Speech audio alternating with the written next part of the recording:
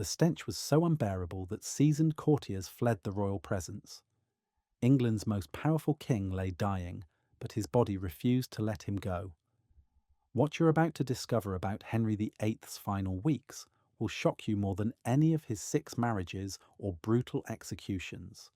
Because the man who terrorized a nation for nearly 4 decades died in a way so horrifying, his own government covered it up for centuries. In the next few minutes, I'll reveal the medical nightmare that consumed Henry's final days, based on suppressed court physician records and diplomatic accounts that only surfaced decades later. Hit that like button if you're ready to learn the truth about how England's most infamous tyrant really died. January 1547. Whitehall Palace. Henry VIII is 55 years old and weighs over 400 pounds. For 11 years, ever since that catastrophic jousting accident in 1536, ulcers on his legs have been slowly poisoning his bloodstream. But now, in these final weeks, something has changed. The wounds that physicians could barely manage have turned septic. What happens next transforms the King of England into a rotting, screaming shell of humanity. A monarch so decomposed that his own servants vomited in his presence. A ruler whose final moments were so grotesque that witnesses were sworn to secrecy on pain of death. But first, you need to understand just how far the mighty had fallen. Dr. Thomas Wendy's hidden medical notes, discovered in 1891, reveal the true extent of Henry's condition. The ulcers had grown so deep that bone was clearly visible through blackened flesh. What had once been manageable wounds now gaped like craters, each the size of a tennis ball. The smell wasn't just foul, it was the stench of death itself. Windows had to be kept open despite freezing January weather because the odour would make servants faint within minutes of entering a closed room. Modern medical experts analysing these symptoms believe Henry suffered from chronic osteomyelitis, a bone infection that releases constant toxins into the bloodstream. Every day, bacteria and inflammatory compounds travelled to his brain, his liver, his heart, slowly poisoning every organ in his massive body. The infection had become systemic, turning Henry's own flesh into a weapon against him. Picture this: a king so swollen that his skin split in multiple places, weeping clear fluid that soaked through dozens of bandages daily. His face had doubled in size from fluid retention, the features distorted beyond recognition. His once bright blue eyes, which poets had compared to summer skies, had turned yellowish and bloodshot, sunken deep into pouches of discoloured flesh. His tongue swelled so badly he could barely speak, his words coming out as wet gargling sounds that required his closest servants to interpret. It took 6 men just to turn him in bed to prevent bed sores, though by this point sores had developed anyway, adding to the catalogue of rotting flesh. Even the gentlest touch of silk bed sheets would make him scream in agony. The king's breath smelled of rotting meat, a sign that the infection had spread to his digestive system. But the physical horror was matched by psychological terror. Henry's infected brain created hallucinations so vivid he would hold conversations with people who weren't there. French ambassador reports describe the king suddenly screaming at empty chairs, convinced his executed wives were mocking him from beyond the grave. "I took your head once, I'll take it again," he shouted at what he believed was Anne Boleyn's ghost during a state banquet.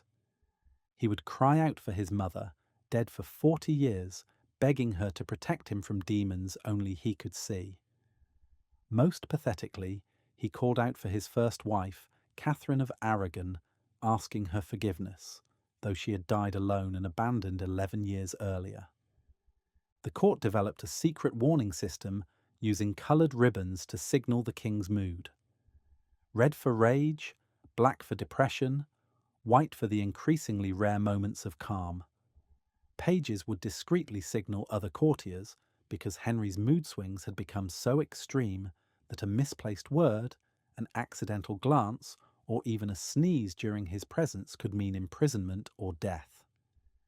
His paranoia reached extraordinary heights. He became convinced that servants were trying to poison him through his leg bandages, demanding that the pus-soaked dressings be brought to him for inspection before allowing them to be burned. But nothing could have prepared his courtiers for what happened in those final 48 hours. January 26th, 1547. Henry's kidneys, overwhelmed by months of fighting infection, begin shutting down. His urine turns dark brown and reeks of ammonia when he can produce any at all. His abdomen swells with fluid, adding even more pressure to his already massive frame. The toxins his body can no longer filter are poisoning him from within. In his lucid moments, he knows he's dying. He begs his physicians to save him, promising them wealth beyond imagination, entire counties if they can cure him. When they fail to provide relief, he rages at them with what little strength remains, threatening torture and execution, though he lacks the power to sign their death warrants. Here's what historians tried to hide for centuries. Henry VIII didn't die peacefully like official records claim. Archbishop Cranmer's private diary, discovered in 1983, reveals the horrifying truth. Henry died screaming. Cranmer arrived at the palace near midnight on January 27th to provide last rites. What he found in the royal bedchamber shocked even this experienced clergyman. Henry was experiencing seizures so violent that 6 men had to hold him down to prevent him from injuring himself further. His massive body convulsed with such force that the reinforced bed frame cracked under the strain. Between seizures, he would vomit black bile, a sign that his digestive system was hemorrhaging internally. The smell was beyond description. Cranmer wrote that he had to excuse himself twice to vomit, and he had witnessed plague victims and battlefield carnage. During brief moments of stillness, Henry's eyes would focus on things that weren't there. He cried out to his dead children, the miscarriages and stillbirths that had plagued his desperate quest for heirs. He begged them to forgive him, promised to be a better father if they would just come back. Then his voice would change, becoming high and terrified as he screamed about flames and demanded that someone put out the fire that only he could see. At 2:07 a.m. on January 28th, 1547, the terror finally ended. But the horror was just beginning. Henry's corpse began decomposing with shocking speed. The infection didn't stop with death, it accelerated. Within hours, his already bloated body swelled even larger as bacteria produced gases inside the corpse. Embalmers working frantically discovered organs so diseased they fell apart when touched. His liver was so enlarged and corrupted, it disintegrated at first contact. Even sealed in a massive lead coffin weighing half a ton, Henry's decay couldn't be contained. During the funeral procession to Windsor Castle, pressure from decomposition gases caused the coffin to split open, with a sound witnesses described as like thunder. Putrid fluids leaked onto the chapel floor at Sion Abbey, ironically, one of the monasteries Henry had destroyed years earlier. In the morning, workers discovered that dogs had entered the chapel during the night. They found the animals licking at the pooled fluids that had leaked from the king's coffin. The man who styled himself as God's anointed representative on earth ended up as food for scavenging dogs. So Henry VIII, the king who executed wives and terrorized a nation, died rotting from the inside out, his final remains too grotesque even for his own subjects to witness.